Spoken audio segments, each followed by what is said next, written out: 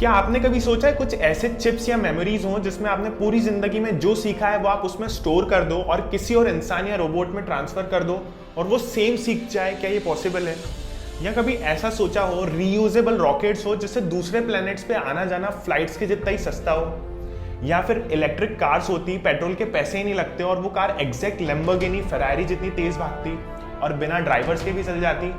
सोचने में अजीब लगता है बट ये एलॉन मस्क आज से 10-20 साल पहले ही सोच चुके हैं और इम्प्लीमेंट भी कर दिया है। इस वीडियो को जब आप आखिर तक देखेंगे तो आई एम 100% श्योर आप सोचेंगे यार क्या सच में एक इंसान में इतना पोटेंशियल और पावर्स होते हैं कि जो वो सोच सकता है वो कर भी सकता है। और यार आप 100% कंफ्यूज हो जाएंगे कि सोचने में ज्यादा एफर्ट्स लगते हैं या उसको एग्जीक्यूट करने में। एक इंसान जो सोच सकता है वो कर सकता है, इस वीडियो के आखिर तक कि आपको पता चल जाएगा। Hey, this is Vijay Nihal Chandani, digital marketing specialist for hospitality in e-commerce industry and founder of Travnities. Welcome back to Forbes billionaire series. In the next 3 minutes आज मैं आपको एलॉन मस्क की 6 स्ट्रेटेजीज बताऊंगा कि आदमी कैसे सोचता है, कैसे काम करता है और मोस्ट इंपॉर्टेंट कैसे एक साथ एक टाइम पे इतनी सारी सक्सेसफुल कंपनीज बनाकर मैनेज कर रहा है। और ये आज दुनिया के 5th रिचेस्ट पर्सन बन गए हैं जिनकी नेटवर्थ आज 6,80,000 करोड़ है। एंड वीडियो को आखिर तक देखिएगा, मैं आपको एक गोल प्लानर शेयर करने वाला हूं जिसको मैंने इन बिलियनियर से सीख के बनाया था and I achieved my goals in 90 days. And जिसको अगर आपने भी फॉलो किया तो आप भी आपके गोल्स को इजीली अचीव कर पाएंगे। Stay tuned till the end. First है फाइंड योर पैशन। जब ये 10 साल के थे तभी इन्होंने कोडिंग स्टार्ट कर दी थी और एक गेम बनाया था ब्लास्टर, जो कि इन्होंने $500 में बेच दिया था एक कंपनी को। आप जितनी जल्दी अपना पैशन ढूंढ लेंगे उतना ही आसान होगा आपको लाइफ में आगे बढ़ना और सक्सेसफुल बनना। सेकंड है इन्वेस्टमेंट। यार यहाँ से इन्होंने $500 कमाए, फिर 1995 में कंपनी बनाई Zip2 के नाम से और उसको लगभग 2000 करोड़ में बेच दिया। फिर उन्होंने एक कंपनी और बनाई X.com, फिर उसको कन्फिनिटी के साथ मर्जर करके उसका नाम रखा पेपैल, जो कि एक पेमेंट गेटवे है। उसे 2002 में ईबे ने 11,000 करोड़ में खरीद लिया। ये ऐसे करके धीरे धीरे इन्होंने इनकी और भी कंपनीज में इन्वेस्टमेंट करे, जैसे Tesla Motors, SpaceX, boring company, Neuralink, open AI, hyperloop, solar city. ये एक प्रोजेक्ट पे पैसे लगाते हैं, वहां से अर्न करते हैं और अगली बड़ी प्रॉब्लम सॉल्व करने के लिए दूसरी कंपनीज में पैसे लगा देते हैं। थर्ड है प्रॉब्लम्स। ये आदमी जितनी भी सक्सेसफुल कंपनीज बना रहा है उसका सिर्फ और सिर्फ एक रीजन है, प्रॉब्लम्स। ये बड़े फ्यूचरिस्टिक आदमी है। एलॉन के सोचने का तरीका बड़ा अलग है। ये कोई छोटी मोटी सोच नहीं रखते। जैसे मैं आपको एग्जांपल दूं, जब इन्होंने पेपैल लॉन्च किया था तब इंटरनेशनली पेमेंट्स करने में बड़ी प्रॉब्लम आती थी, कोई सोर्स नहीं था उस वक्त। तब इन्होंने पेपैल स्टार्ट किया। फिर उन्होंने 2002 में देखा कि यार दूसरे प्लैनेट्स पे भी जिंदगी है, वहाँ भी लोग रहना चाहते हैं क्योंकि अर्थ में स्पेस खत्म हो जाएगा। तो उन्होंने रिसर्च स्टार्ट की और स्पेसएक्स और स्टारलिंक बनाया, जिससे ये रीयूजेबल रॉकेट्स बनाएंगे। लोगों को तो विश्वास ही नहीं होता था कि रीयूजेबल रॉकेट्स भी बन पाएंगे और इनको रॉकेट साइंस के बारे में कोई नॉलेज नहीं था। और फिर ये स्टारलिंक से सैटेलाइट्स डालेंगे पूरे स्पेस में, जिससे अफोर्डेबल रेट्स में पूरी पृथ्वी पर इंटरनेट चलने लगेगा बिना टावर्स और वायर्स के। वैसे इन्होंने टेस्ला बनाई ये सोच के कि फ्यूचर में इलेक्ट्रिक व्हीकल्स होंगे, सेल्फ ड्राइविंग कार्स होंगे जिनसे एक्सीडेंट के चांसेस कम हो जाएंगे।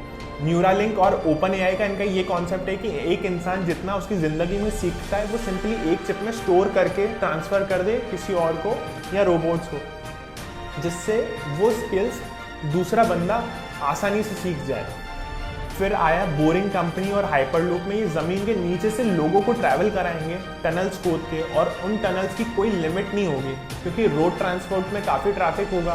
तो ये टनल से ट्रांसपोर्ट करेंगे और हाइपरलूप एक फास्टर ट्रेन होंगी जिनमें आप almost 1000 kilometre with in 30 minutes में ट्रैवल कर लेंगे। मान लो मुंबई टू इंदौर सिर्फ 30 मिनट में। ये आदमी इतिहास रचता है। आम आदमी की तो बुद्धि चकरा जाए, प्रॉब्लम सॉल्व करने में भी पीछे नहीं हटता और करके दिखाता है ये आदमी। फोर्थ है बिलीफ सिस्टम। यार आप सोच रहे होंगे सोचने में तो आसान लगता है, ये आदमी एग्जीक्यूट कैसे कर देता है और हिम्मत लाता कहाँ से। इनका कहना है अगर किसी प्रॉब्लम को आप सॉल्व नहीं करोगे तो डेफिनेटली कोई और करेगा, इसलिए आपको रिस्क लेने पड़ेंगे हर कदम में। Failure is not an option. इन्हें जब मार्स में जिंदगी बसाने का आइडिया आया तब इन्होंने कंपनी से कांटेक्ट किया, उनको बोला मुझे रीयूजेबल रॉकेट चाहिए। उन्होंने बोला भाई ऐसा कुछ नहीं आता। बोले अच्छा मार्स पे जाने का कितना पैसा लगेगा? उन्होंने बोला लगभग 3000 करोड़। उन्होंने सोचा यार ये तो बहुत ज्यादा है। तो एलॉन ने सोचा वो रीयूजेबल रॉकेट्स बनाएंगे, मार्स पे ट्रैवल इतना सस्ता कर देंगे जिससे कोई भी आदमी मार्स पे जा पाएगा। यार कॉलेज डिग्री थी नहीं, कोई नॉलेज था नहीं, पढ़ के वीडियोस देख के स्टार्ट किया, टीम बनाई, सारा पैसा लगा दिया। पहले रॉकेट में आग लग गई, फिर दूसरी बार ट्राई किया, असफल रहे। फिर तीसरी बार ट्राई किया, फेल हो गए, कर्जे में आ गए, घर मकान जमीन जायदाद सब बेच दिया, रेंट पे रहने लगे और इन्वेस्टर से बोला पैसे दे दो। सबने मना कर दिया, यहाँ वहाँ से पैसे जुगाड़े और फिर लास्ट टाइम लॉन्च किया और आप बिलीव नहीं करोगे वो सक्सेसफुल रहा। नासा ने उन्हें 11,000 करोड़ का प्रोजेक्ट दे दिया और आज बहुत सारी कंपनीज स्पेस में ट्रैवल के लिए स्पेसएक्स यूज करती हैं और इलॉन मस्क का कहना है वो 2030 तक लगभग 10 लाख लोगों को मार्स पे पहुंचाएंगे। और इसी तरह इन्होंने जब टेस्ला मोटर्स की फर्स्ट कार बनाई थी तब इन्होंने उस कार की मैन्युफैक्चरिंग कॉस्ट 35 से 50 लाख एक्सपेक्ट की थी, बट वो जब बनाई तब उसकी कॉस्ट ऑलमोस्ट डबल पहुंच गई। यहाँ भी उन्हें बहुत सारे फेलियर्स आए, बट आखिर में काफी अटेम्प्ट्स के बाद टेस्ला रोडस्टर उन्होंने 47 लाख में बना ही ली। फिफ्थ है रिड्यूसिंग कॉस्ट। अब जब ये स्पेसएक्स बना रहे थे तो इन्होंने देखा कि यार रॉकेट्स को बनाने में तो बहुत ज़्यादा पैसा लग जाएगा, उसमें भी रीयूजेबल रॉकेट्स नहीं बनेंगे। जब ये मार्केट में गए, नेगोशिएट करा तो एक रॉकेट की कॉस्ट बहुत ज़्यादा जा रही थी। तो उन्होंने स्टडीज़ की और देखा कॉस्ट कहाँ ज़्यादा जा रही है। इन्होंने देखा कि एक रॉकेट और उसके पार्ट्स को बनाने के लिए पीछे बहुत सारी कंपनीज हैं और फिर उनकी लेबर कॉस्ट, मैन्युफैक्चरिंग कॉस्ट और उन सब पार्ट्स को आपस में कनेक्ट करके असेंबलिंग की कॉस्ट, ये सब बहुत ज़्यादा जा रही थी।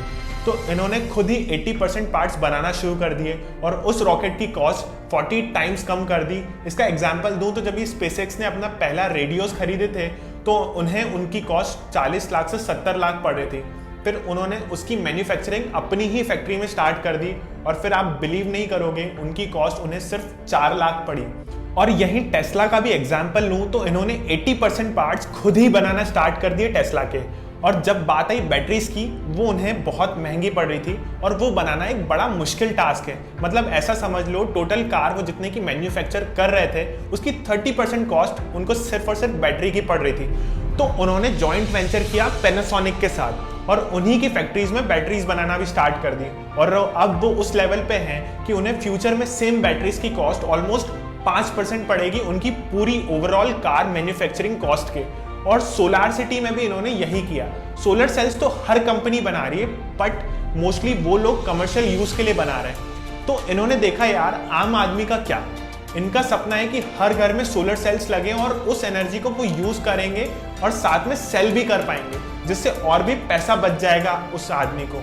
साथ में जब इन्होंने स्पेसएक्स स्टार्ट किया तो उसकी लॉन्ग टर्म प्रॉफिटेबिलिटी के लिए उन्होंने स्टारलिंक कंपनी बनाई, जिससे ये पूरे प्लैनेट पे फास्ट और रिलायबल इंटरनेट देंगे, वो भी सैटेलाइट से।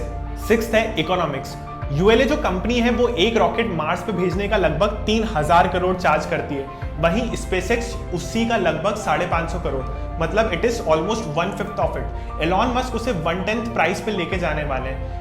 मतलब उन्होंने ठान लिया है कि इसको लगभग 7 करोड़ तक लेके जाना है, जिससे इनके रेवेन्यू मल्टीपल टाइम्स इंक्रीज हो जाएंगे और प्रॉफिटेबिलिटी बहुत ज्यादा बढ़ जाएगी।